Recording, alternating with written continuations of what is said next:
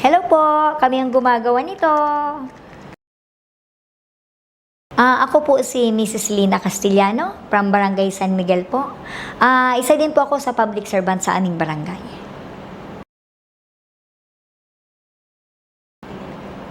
Naging inspired po ako sa aming barangay kasi nakita ko na need na tulungan ang aming barangay.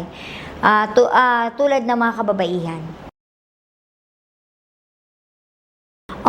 Sa akin, lalo na sa aming barangay, sa barangay ng San Miguel, nakita ko na need na tulungan yung mga kababaihan, yung mga nanay na taong bahay.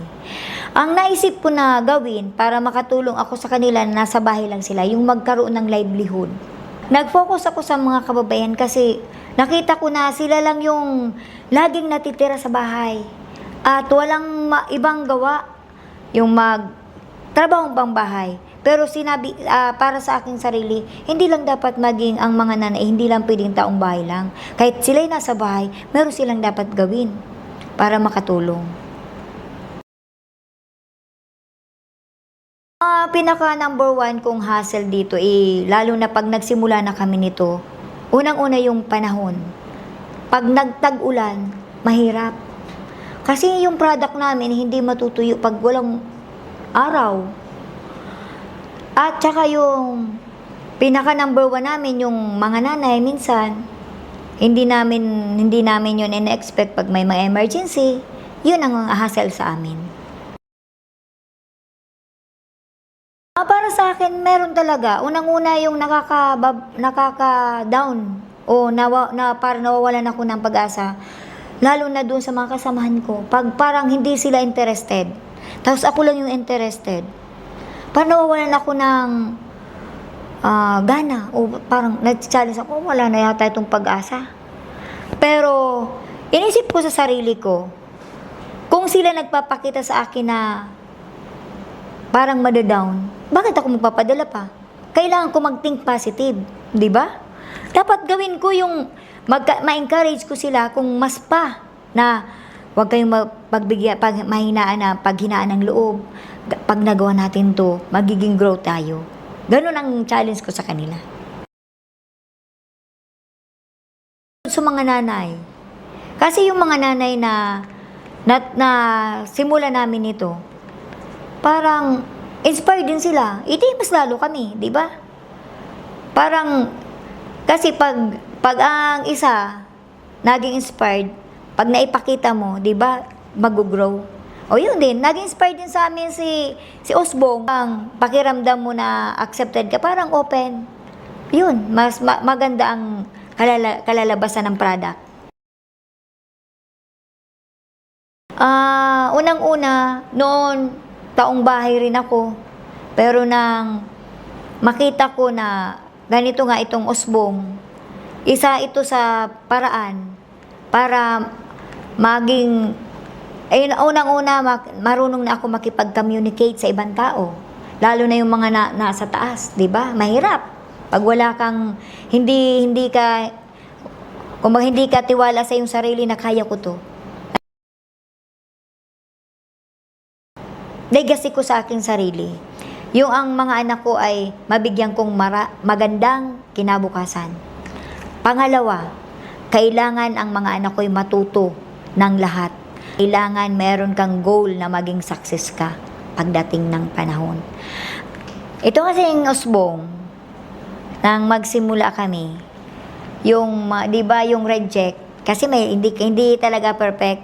Karamihan talaga, lalo na sa training, mga reject.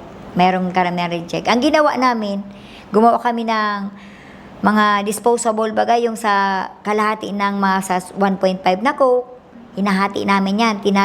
Ito, ganito, carrots. Tinatanim namin yan. Lalo na yung pichay. Marami ang natulungan namin sa barangay namin na hindi na sila bumibili. Kasi humingi na lang sila doon sa amin.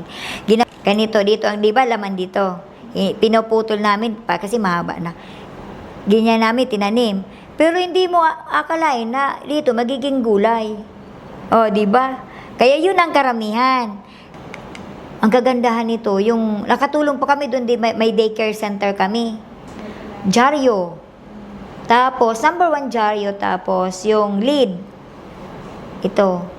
Tapos, yung paste o pulot na ginagawa namin. Tapos, itong ganito.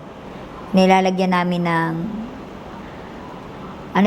Paano po nakatulong ang pagiging babae sa role mo bilang isang leader? Nakatulong ako sa mga kababaihan, lalo na sa aming barangay, sa pagiging kong unang-una, kailangan yung bang tapang at yung think positive ka sa ginagawa mo. Yun ang ano ko naman, yun ang ano ko. Sa mga kababaihan, lakas lang loob lang at tiwala ang kailangan.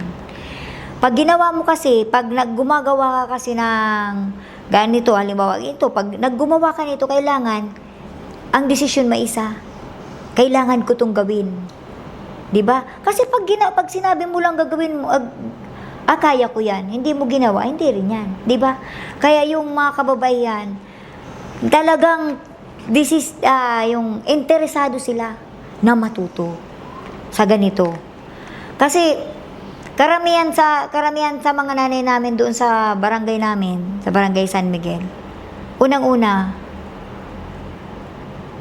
nawalan sila noon ng yung bang idea na o kaya tiwala sa kanilang sarili.